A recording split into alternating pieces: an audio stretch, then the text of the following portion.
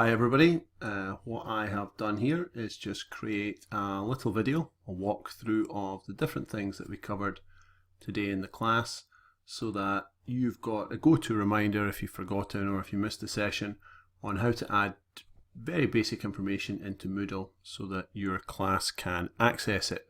So basically I'm just going to talk along as we go, record the screen so that you can see what I'm doing, and when we're having the class, if there's anything you want to follow up on, you can ask about. So first of all, you just need to log in. A lot quicker than it used to be. You'll see that a much better picture here than the one Paul found of me. When you first come onto this, your Moodle might look like this, or you might find that all the navigation panels and these things down the side are actually not at the side, but are positioned here.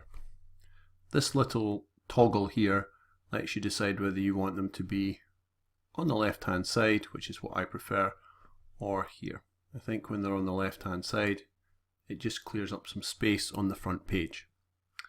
So as I scroll down, you'll see all the different things, different courses that have been set up. You don't need to worry about any of these just now. All you need to do,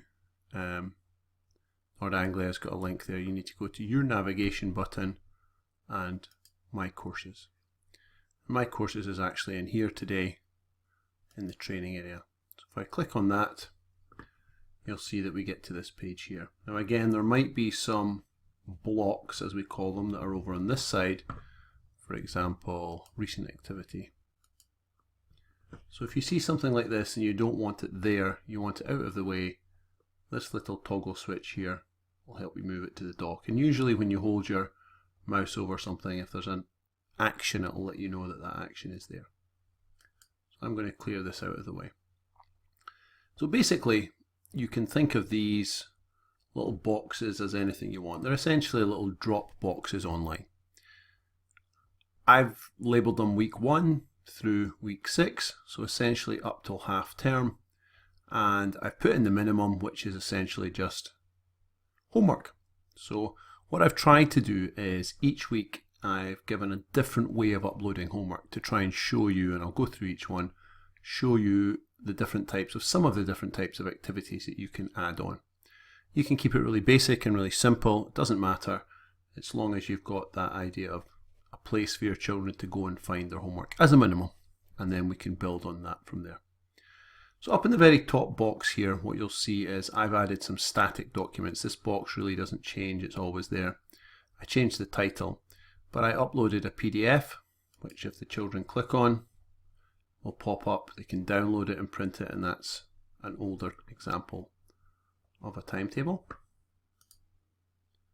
And I also added in a curriculum overview, which again, it's an older one, but you can see the children have got the option, or parents, to expand that, download it, print it, bookmark it. And if I want to go back, I can either use the back arrow here, back one page, or I can just jump straight back using these little shortcuts here. In the general information, the kind of news review section, I've actually put in a title. General news and announcements can be found, and I've got the power to add different topics.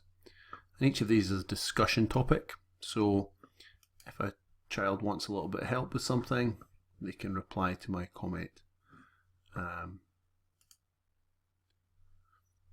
This section here is going to be static. Nothing needs to change there particularly, other than if you set up a discussion of some sort. But I think it would be easier for most people if you started off the year with some maybe static documents and some discussion topics there, or they don't have to even be discussion, just information topics for the children.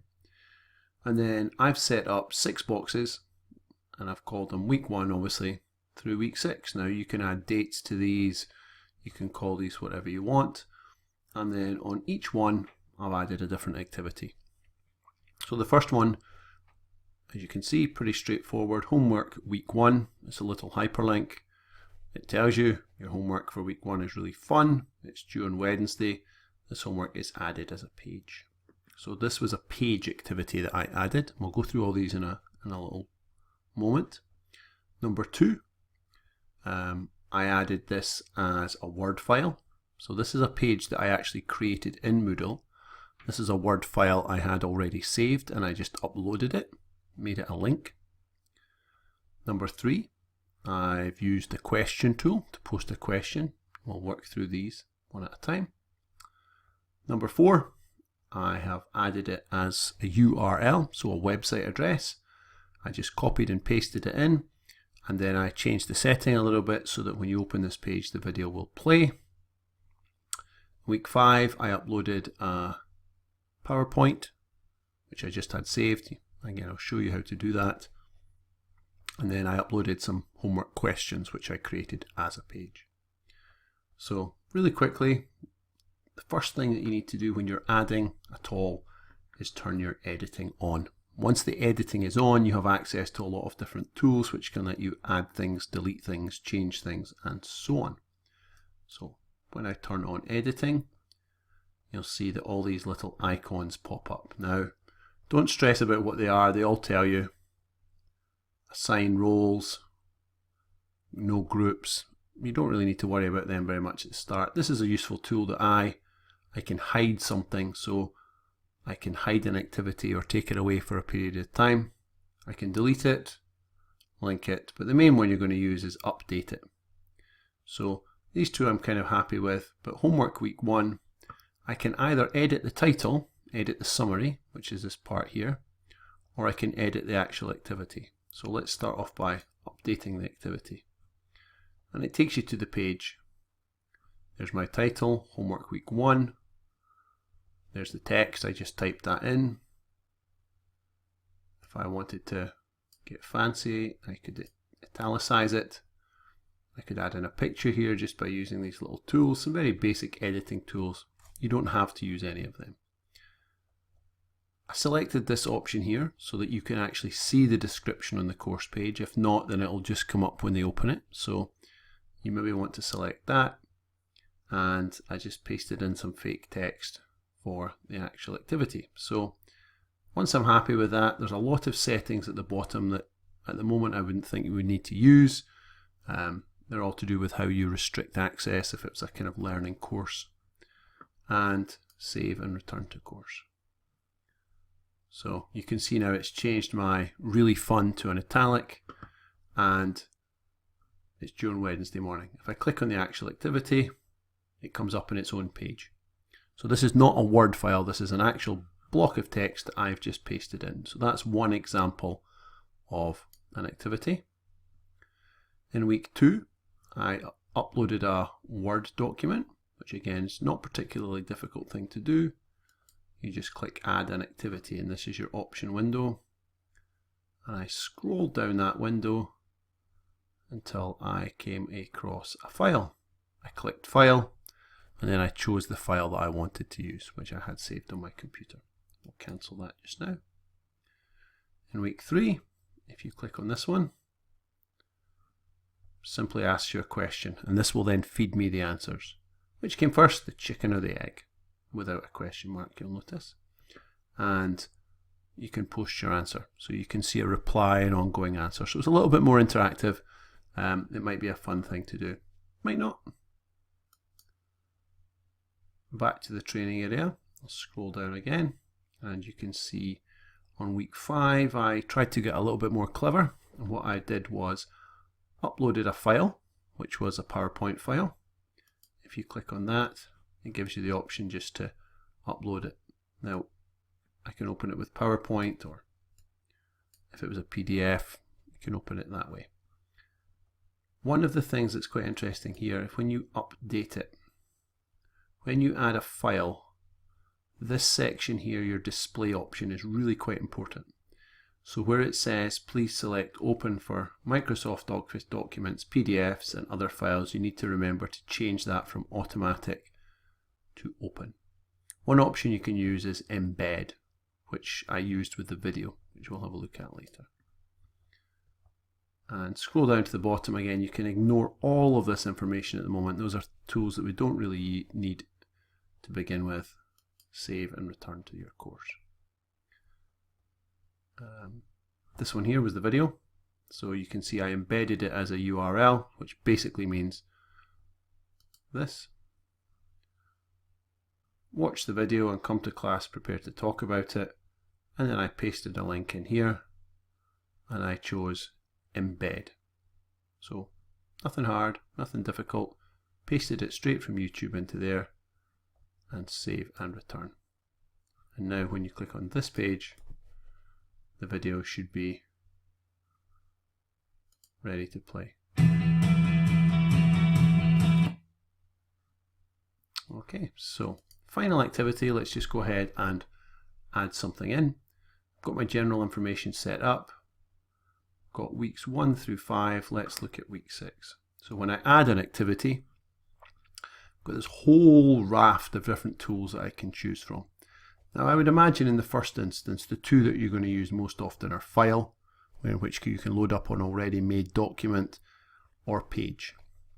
Those are the two that I would see myself using the most often to begin with. Once we get using this a little bit more often, you might find you're using some of these quizzes and questionnaires.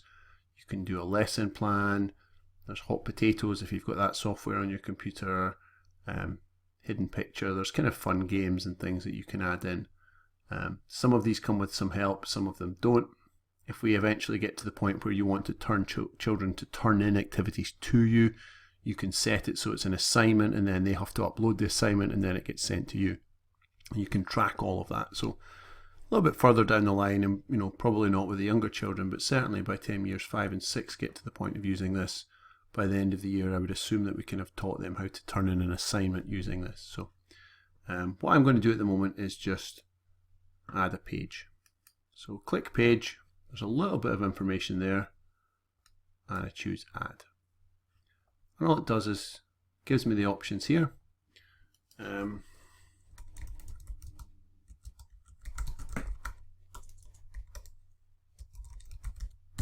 This is a page about chicken.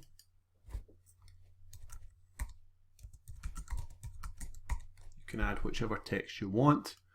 You can bullet point that text, you can bold the text, you could format that any way you wanted with headlines.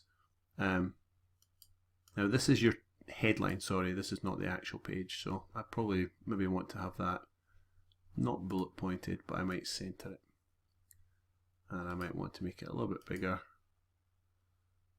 down here. Now if I chose to add in an image at this point, I would just click on my little image picture, and you can add it straight from the web, description.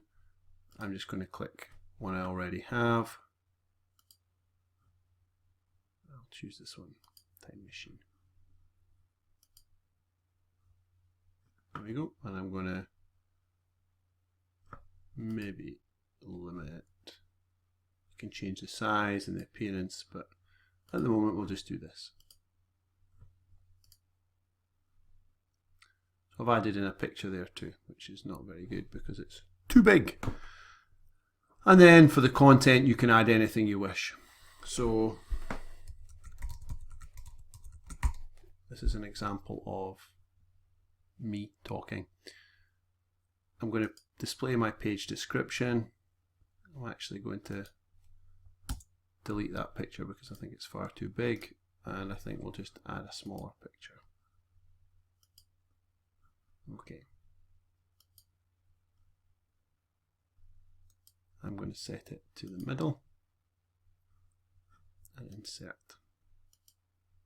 So we've got my little start of my page and then lots of text, and scroll down again till we get save and return. So what you'll see here, hopefully, is that's me now added. This is a page about chicken, and I could continue to add resources. The final thing that you can do is you can hide. So if I scroll up here and I only want to have these appear week by week, I can make sure that everything is hidden, so children will only be able to see what the eye sees. I go back up to turn off editing, and that should be a summary of all the things that we can do. So what you need to do today is basically work through those different activities, adding in some homework, certainly putting the placeholders in even if you don't add the homework in. Week 1 homework,